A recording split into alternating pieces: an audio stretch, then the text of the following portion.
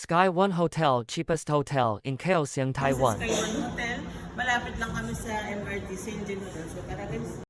Sky One Hotel nga ang pinakamurang hotel dito sa Kaohsiung Hotel sa halagang 1,345 pesos. Good for Punta 3. tayo sa aming hotel, sa Sky One Hotel sa Kaohsiung. Tara guys. Libutin natin yung hotel. Okay lang ito.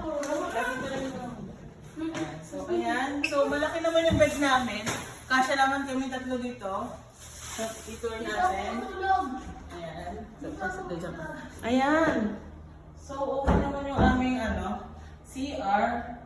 Yun nga lang, wala lang siya bidet. Pero okay lang yan. Bahala na si Batman. Nag-add nga lang ako ng $80 per head para sa breakfast namin. So, ayun, at least sa halagang 1,300 na may breakfast ka pa plus $80. So, ito naman makikita mo sa lobby, guys. Pwede ka maglaro sa lobby. At saka may mga vending machine. Lang namin ng Kaohsiung. Nandito kami sa Zoying MRT. Papunta kami ng Formo sa Boulevard, yung pinakamagandang yung sa MRT, yung magandang ayun, napuntahan ng MRT. Pupuntahan natin yun guys.